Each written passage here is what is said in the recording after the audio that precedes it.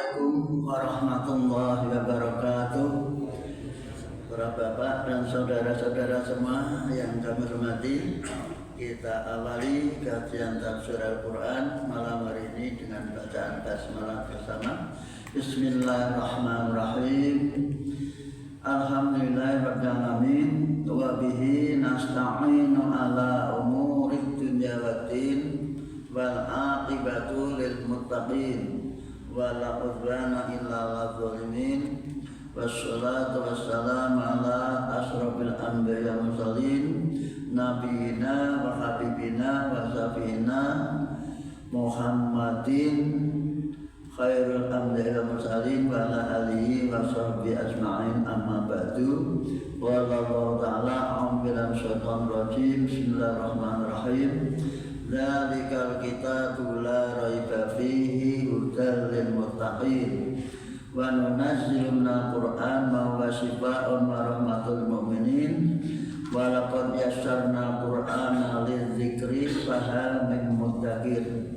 Wa qala Rasulullah sallallahu alaihi wasallam khairukum man ta'allama al-Qur'an wa 'allamahu man qara'a harfan min kitabillah falahu bi hasanatun wa hasanatu bi asri amsaliyah.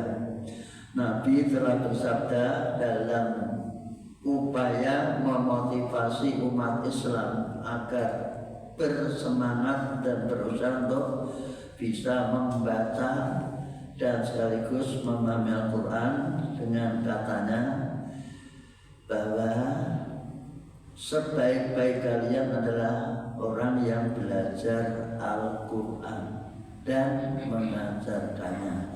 Ini pun petunjuk agar setelah kita bisa membaca dan Al-Quran, ada kewajiban khusus agar disampaikan, diajarkan kepada orang lain.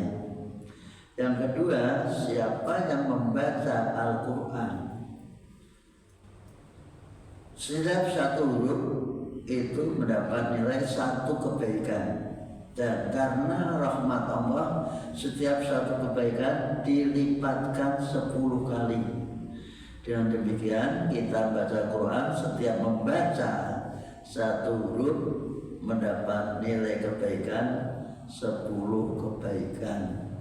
Kalau diulang 2 kali berarti menjadi 20 kebaikan. Maka dalam upaya meraih pahala yang banyak, karena hidup itu adalah mencari pahala, menanam yang akan kita petik di arah kelak, maka dalam kajian ini kami berusaha agar satu, lebih lancar lagi dalam membaca, yang kedua bisa meraih 2 kali pahala tadi, maka kita usahakan membaca mengulangi sampai 2 kali. Maka bapak-bapak jangan sampai bosan, diberi kok malah bosan. Ini kadang-kadang kok bolak-balik diulang. Padahal mengulang baca Quran itu mendapat nilai tertentu, khususnya Fatihah maupun ayat surat Al-Baqarah 2 ayat yang terakhir. Baiklah, langsung saja karena waktu kita baca Fatihah bersama. A'udzu billahi minasy syaithanir rajim. Bismillahirrahmanirrahim. Alhamdulillahi rabbil alamin. Ar-Rahmanir Rahim. Maliki yaumiddin. Iyyaka na'budu wa iyyaka nasta'in. Ihdinas siratal mustaqim. Siratal ladzina an'amta 'alaihim ghairil maghdubi 'alaihim waladdallin. Amin.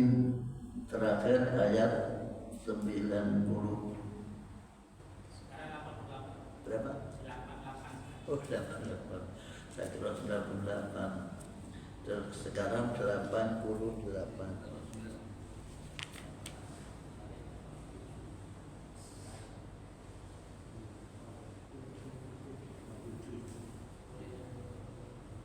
Sembilan atau 88?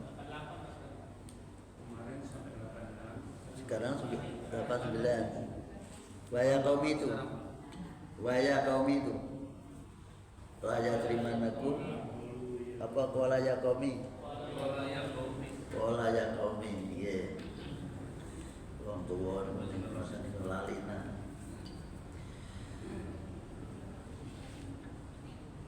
Qala ya qaumi ara'aytum in kuntu ala bayyinatin mir rabbi wa razaqani minhu rizqan hasana wa ma uridu an ukhalifakum ila ma anhaakum an in uridu illa islah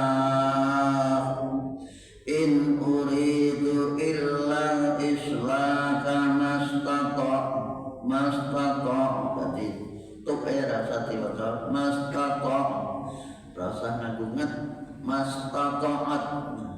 Arab itu tidak ada yang harus dibaca dipahami, tidak ada qadr, itu tidak ada qadr. Wa ma taufiqi illa billah alaihi tawakkaltu wa ilaihi unib. Qala ya qaumi ara'aytum in kuntu ala bayyinatin mir rabbi wa razaqani minhu rizqan hasanan wa ma uridu an ukhalifakum ila ma anhaakum an in uridu illa islaha mastata' wa ma taufiqi illa billah alaihi tawakkaltu wa ilaihi unib. Ulangi. Qala ya qaumi ara'aytum in kuntu ala bayyinatin mir rabbi wa razaqani minhu rizqan hasanan wa ma uridu an ukhalifakum ila ma anhaakum an in uridu illa islaha mastata' wa ma taufiqi illa billah alaihi tawakkaltu wa ilaihi unib. Qala berkatalah Nabi Syuaib. Nabi Syuaib adalah Nabi yang pintar pidato, orator, sehingga diabadikan dalam surat Al-Mutaffifin. Itu adalah surat tentang Nabi Syuaib dan kaumnya. Ya qaumi, wahai kaumku, wahai umatku, wahai saudara-saudaraku, ara'aitum, bagaimana pendapatmu, bagaimana pendapatmu, atau bisa dikatakan akhbiruni, informasikan kepadaku. In kuntu, jika aku memang betul-betul benar-benar anak dekat itu, jika aku benar-benar ala bayyinatin, punya bukti nyata mir rabbi, dari Tuhanku. Apa bukti nyatanya? Yaitu beliau diberi tongkat dulu sebagai bukti bahwa dia itu seorang nabi utusan Allah. Keduanya waroyakoni, dan Allah memberi rezeki kepadaku minhu dari Allah, dan Allah memberi rezeki kepadaku rezeki dengan rezeki hasanah yang bagus, yaitu dengan bekerja dengan untung sedikit itu lebih bagus daripada apa? Untung sedikit lebih bagus daripada curang. Jadi ini harus kita juga tidak ingin mendapat untung yang banyak dengan cara yang tidak legal, tidak resmi, istilahnya tidak suka, tidak disukai oleh yang melakukan transaksi kepada kita. Nah, kita harus terbuka dalam transaksi, umat Islam harus terbuka, transparan, tidak ada kata-kata kong kali kong atau dengan bahasa yang ada perantara itu biasanya mendapat fee. Maka Indonesia suka mengimpor karena yang menjadi perantara impor pasti mendapat fee, pasti. Itulah rahasianya Indonesia kenapa kau suka impor, padahal yang berasnya banyak, minyak banyak dan seterusnya. Wa ma uridu an usabakum, aku tidak punya maksud, tidak punya keinginan untuk menyelisih kamu ilamaku dengan cara melarang kamu. Aku melarang itu bukan berarti aku ingin mengerjakan diri.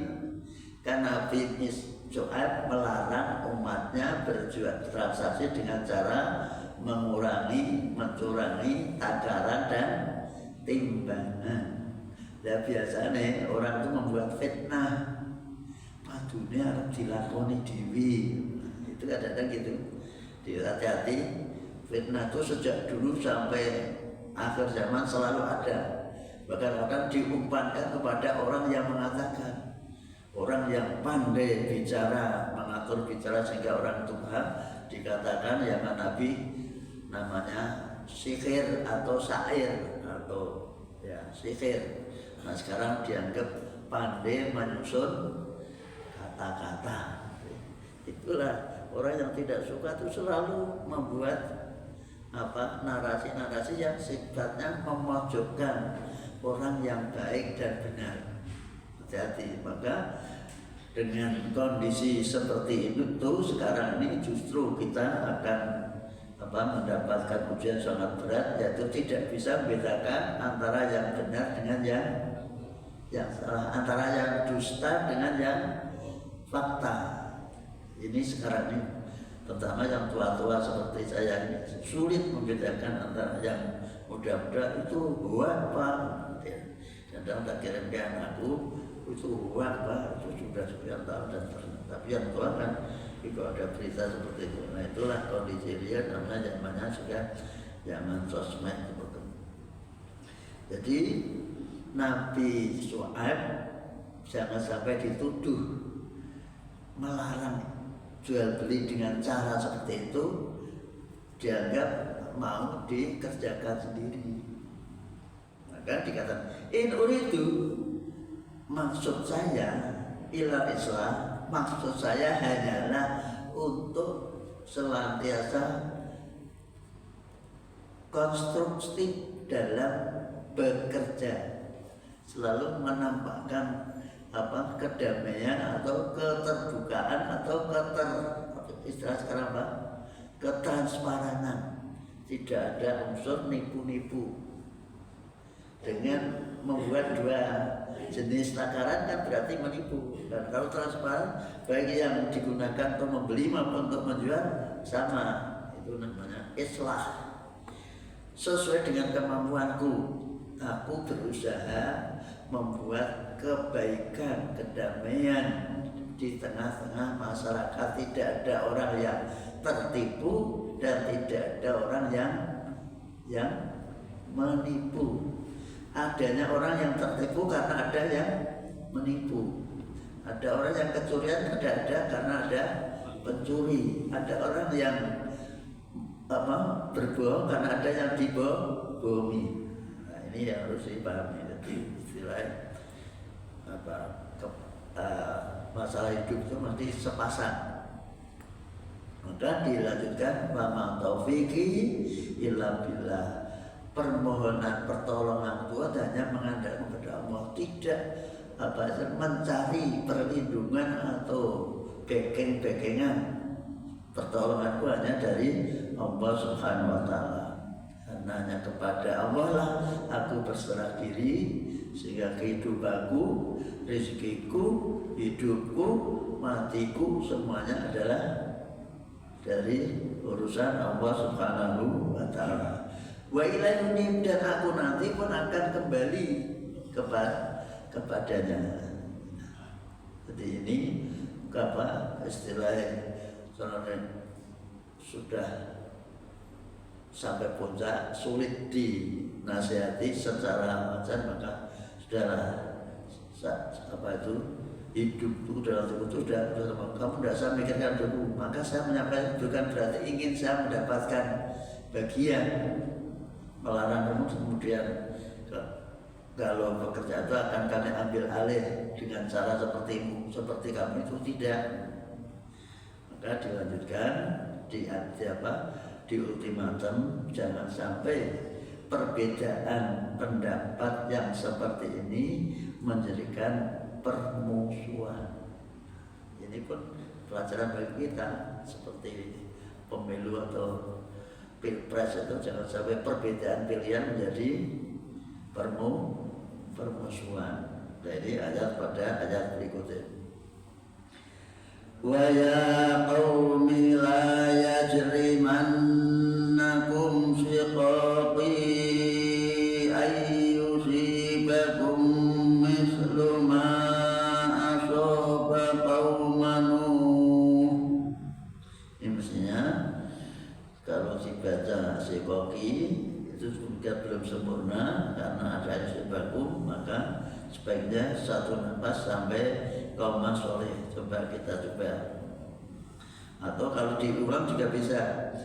Wa ya qaumi la yajrimannakum shiqaqi ayyusibakum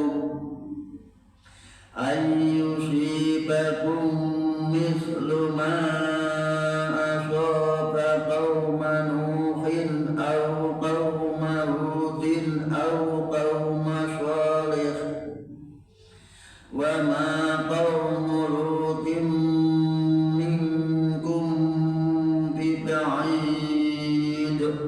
Mim mati ketemu ba, namanya ikhfa sabawi, jangan diputus. Perhatikan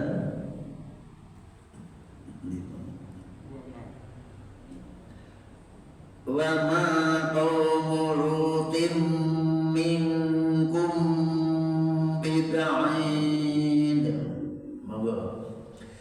Wa ya qaumi la yajrimannakum shiqaqi ayyusibakum mislu ma asaba qauma Nuhin aw qauma Hudin aw qauma Shalih wa ma qaumu Lutin minkum biba'id.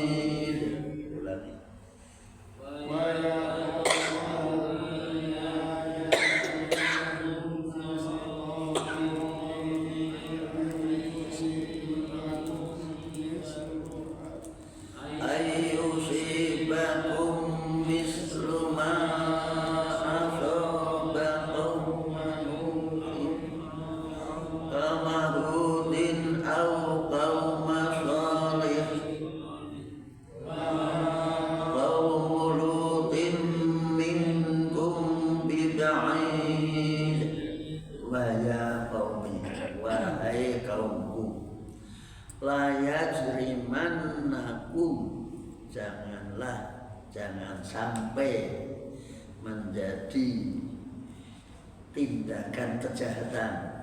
Jirim itu sebenarnya pidana, tindakan pidana. Janganlah sampai membuat tindakan pidana bagi kalian sikoki, perbedaan perselisihan dengan aku, di perselisihanku dengan kamu. Jangan sampai melakukan tindakan pidana. Katakan biasanya berselisih kan, terus emosi berbuat yang di luar nalar, ngamuk atau membunuh, mengancam dan sebagainya. Itu watak manusia. Ini sekarang karakter seperti ini sekarang muncul di Indonesia. Sidik-sidik melapor ke itu bahasa itu karakter orang-orang yang memang punya sifat ingin menang sendiri. Jadi ada orang kira-kira dianggap Allah itu merendahkan mereka, padahal bahasa wajar terbuka itu ditafsir sendiri, itu adalah tindakan yang dianggap merusak atau membuka aib dan lain sebagainya atau bersifat pribadi. Asalnya gini, layak dengan suatu perbedaanku dengan kamu, perselisihanku dengan kamu, jangan sampai kamu berbuat jahat, berbuat pidana, sehingga ayusibatu mislu kamu akan tertimpa oleh bencana atau siksa seperti yang menimpa pada kaum Nabi Nuh. Kaum Nabi Nuh mendapat siksa dihantam dengan banjir dan hujan yang terus menerus, itu karena kan menentang nabinya. Diingatkan tidak mau, disuruh mengikuti tidak mau, disuruh menyembah Allah yang satu tidak mau, malah mencari Tuhan sendiri, yaitu namanya rohnya nenek moyang. Ada 5 orang, 5 nama Nasarudina ya, mengikuti memuja-muja rohnya nenek moyangnya Hamengkubuwana 1, 2, 3, atau di Indonesia semua adalah rohnya wali-wali. Itu kadang-kadang dijadikan sarana untuk berdoa kepada Allah Subhanahu wa Ta'ala, karena dianggap kurang suci. Al-Qaumul Hud, atau yang menimpa kaum Hud gara-gara menentang siapa? Nabinya. Al-Qaumul Soleh atau Nabi Soleh gara-gara menentang Nabi Soleh punya andalan unta. Nah, tak unta itu disembelih dengan berbuat jahat, berbuat pidana. Wama kamulutin, tidaklah, bukankah kaum Nabi Lot minkum dari kamu memangnya tidak jauh, dan kaum Nabi Lot dengan kamu itu tidak jauh waktunya dan tempatnya, bisa juga tempat dan waktu.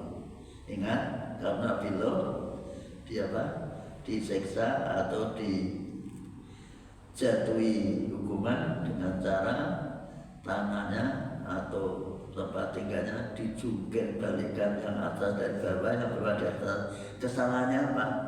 Pidananya apa?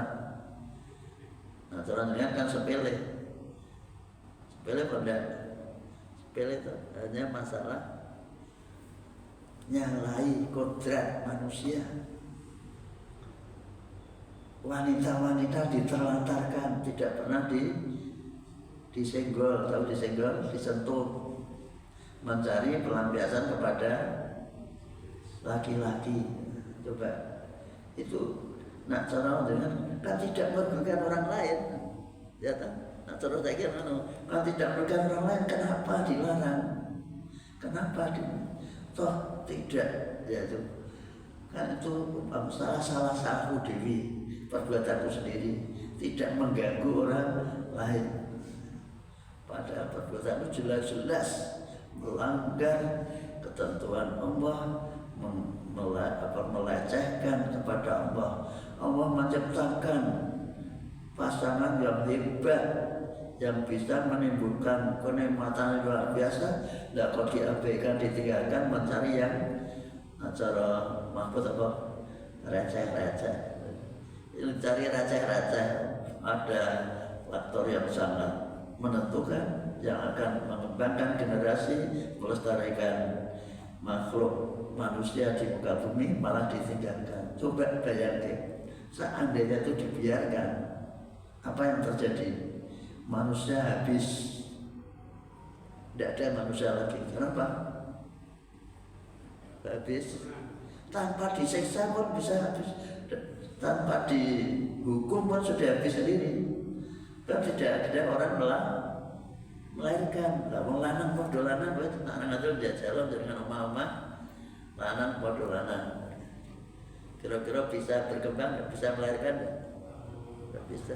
Lah seperti ini namanya sebetulnya penghinaan kepada Tuhan. Maka Tuhan murka. Akhirnya diberilah. Tapi setelah diingatkan, nah benar-benar inilah anak-anak wanitaku yang cantik-cantik, ambillah sebagai istrimu. Tapi malah tidak, saya tidak sudi dengan anak-anak wanita. Setiap bulan mesti ganggu, kotor. Apa namanya? Setiap bulan mesti kotoran, namanya apa? Haid. Dan anak-anak kan rata kotoran, bersih terus. Nah itulah uang pikiran yang tidak normal itu kadang-kadang diingatkan malah marah.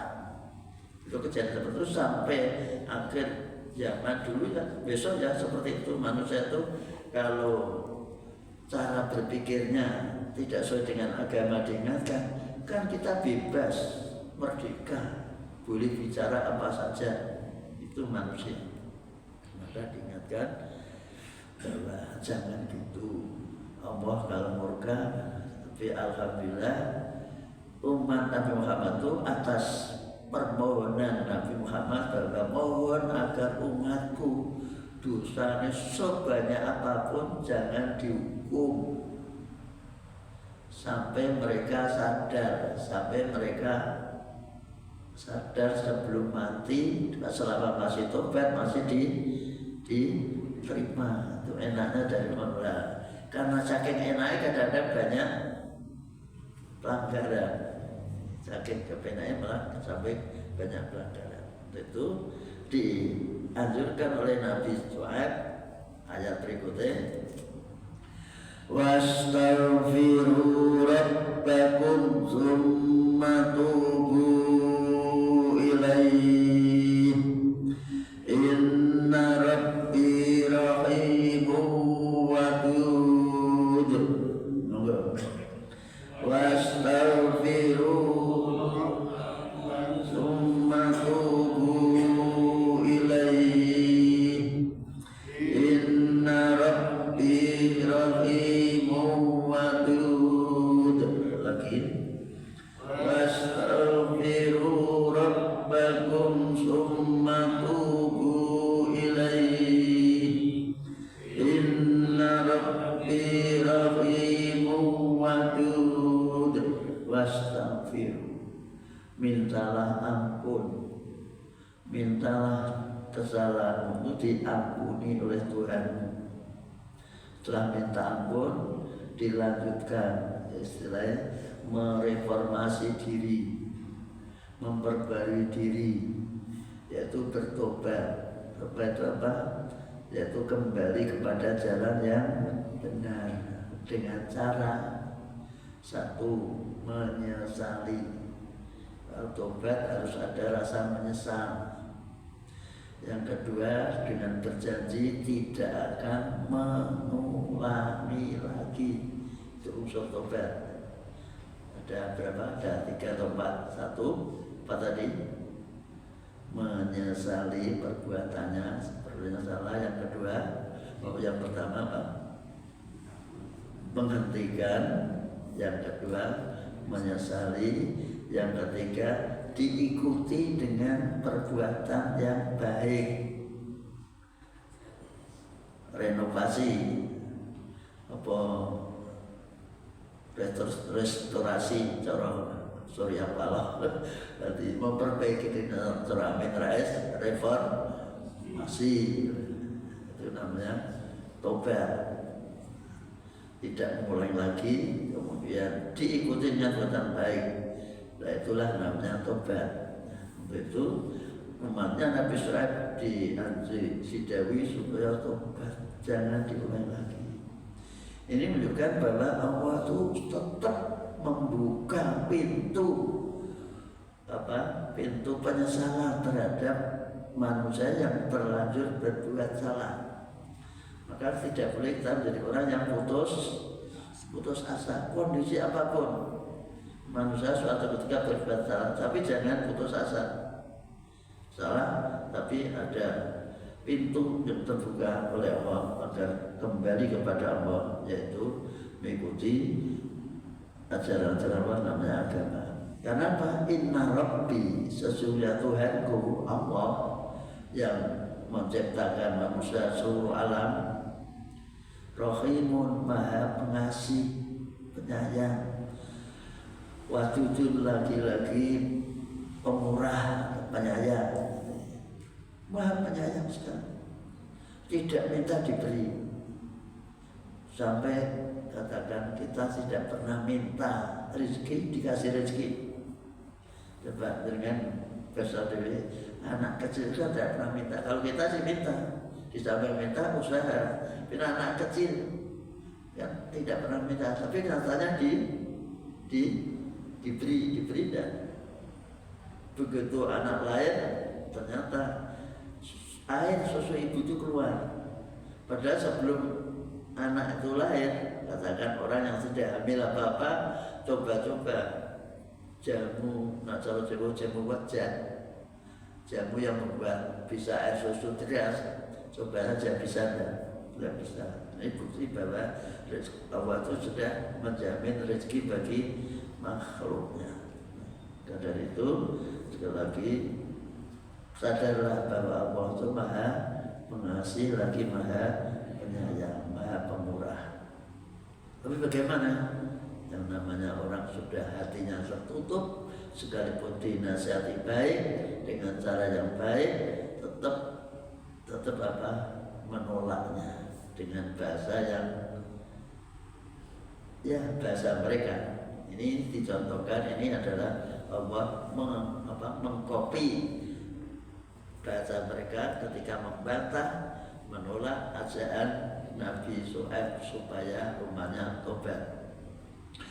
Qalu ya Syuaib ma nafqahu katsiran mimma taqul wa inna lanaraka fina dha'ifa walaula rabbuka larajamnak wa ma anta alaina bi'aziz. Qalu ya Syuaib ma nafqahu katsiran mimma taqul wa inna lanaraka fina dha'ifa rabbuka larajamnak wa ma anta alaina bi'aziz. Ulangi lagi.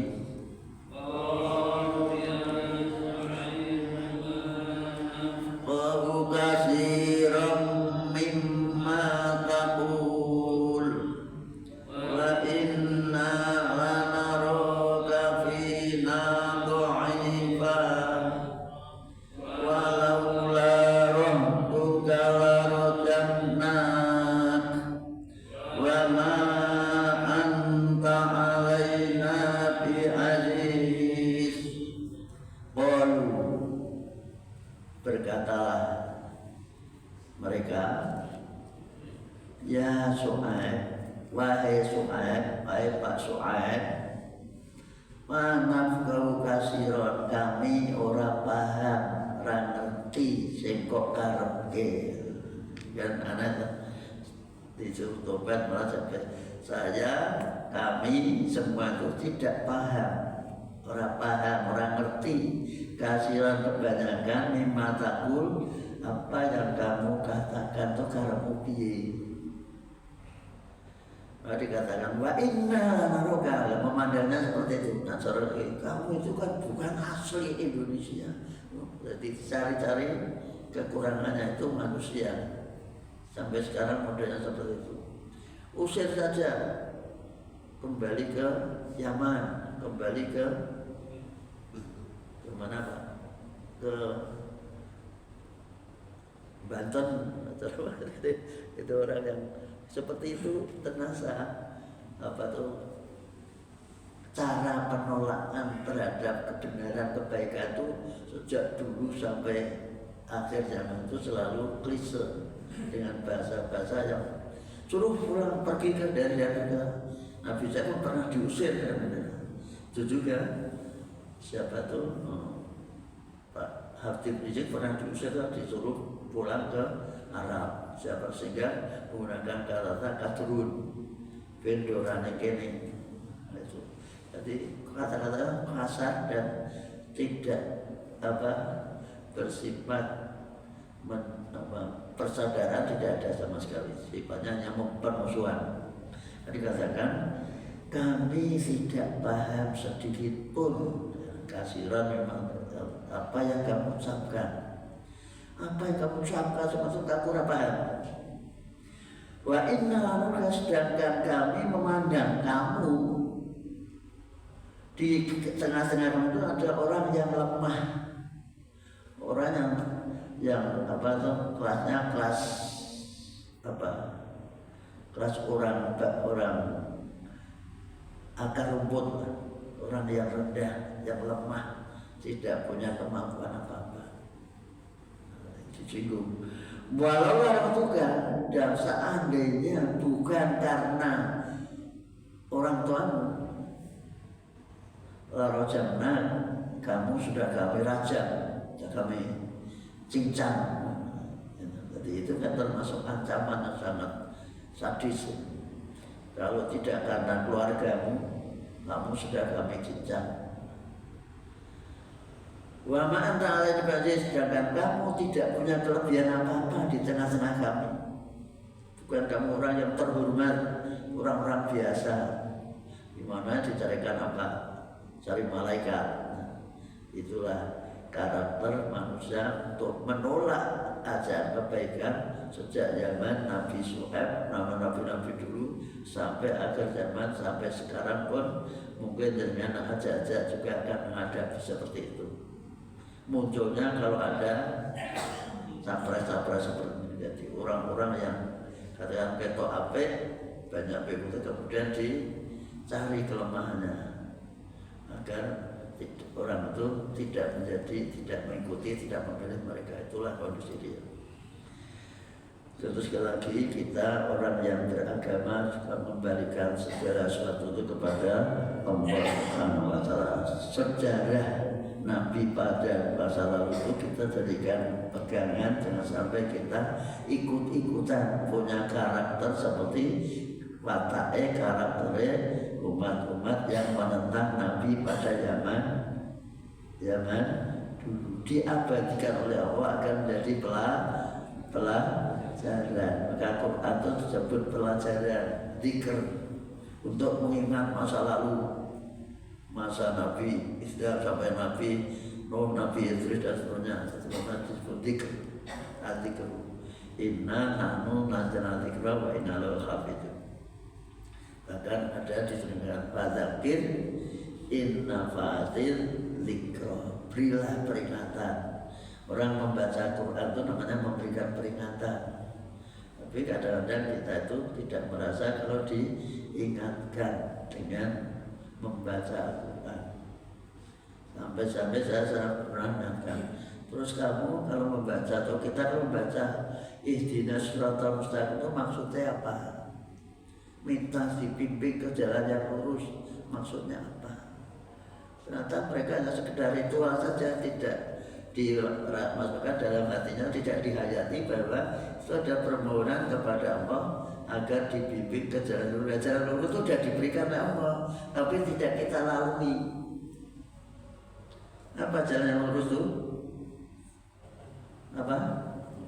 Ya ini Al-Quran, ini jalan lurus. Jadi dengan kembali merus jalan lurus, ya Qurannya dibaca.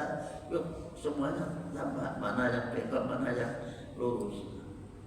Maka dari itu sekali lagi, bagaimana tanggapan Nabi Syuaib ketika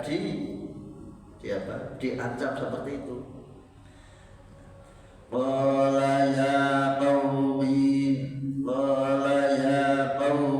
arahti a'adzu alaikum minallah wattakhadtumu jadi zale dibaca tak hilang wattakhadtumu dan yang tidak bisa dibaca dirubah jadi tak namanya idgham wattakhadtumuhu wara'akum dhihriya inna rabbi bima ta'maluna muhit namanya qala memantun monggo qala ya qaumi arati a'adzu alaikum minallah wattakhadtumuhu wara'akum dhihriya inna rabbi bima ta'maluna muhit. Ulangi.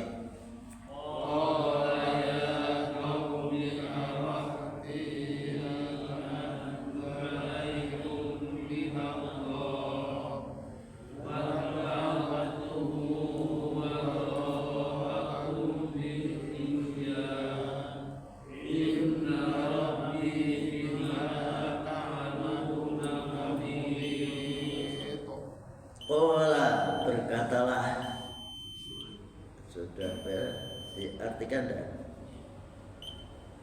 Sepintas saja. Apa? Sepintas saja dulu. Oh, ada bapak yang sebu. Berkatalah Nabi ya kaumi, ya kaumku, arahti, apakah keluargaku a'azu lebih mulia, lebih tinggi daripada Allah di matamu. Begitu katanya kalau tidak karena keluargamu, kamu saya bunuh, saya rajam. Sedangkan dia itu utusan Allah, bukan diutus oleh keluarga. Maka jawaban Nabi Syuaib, apakah keluarga itu lebih mulia, lebih terhormat dipandang dari menurut pandanganmu daripada Allah?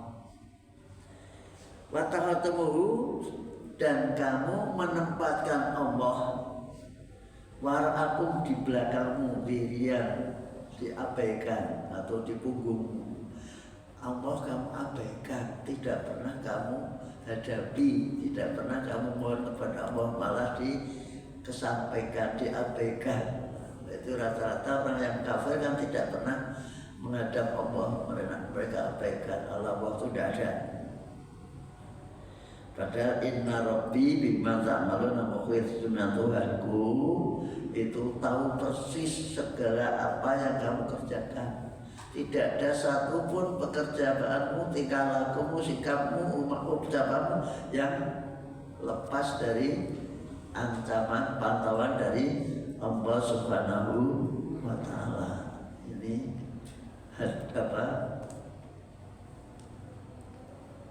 yang dihadapi Nabi Syuaib terhadap kaumnya, jadi sangat-sangat berat sekali tantangan yang dihadapi oleh Nabi Syuaib terhadap kaumnya yang menolak ajaran untuk bersifat jujur. Ternyata ngajak judil itu tidak judil mau enggak, justru malah menampilkan sifat yang kurang simpatik. Terima kasih. Kita akhiri bersama dengan bacaan alhamdulillah. Alhamdulillahirabbil alamin. Wassalamualaikum warahmatullahi wabarakatuh.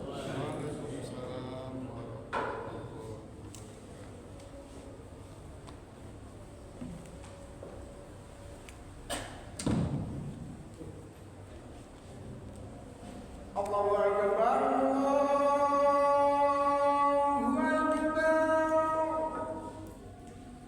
Allahu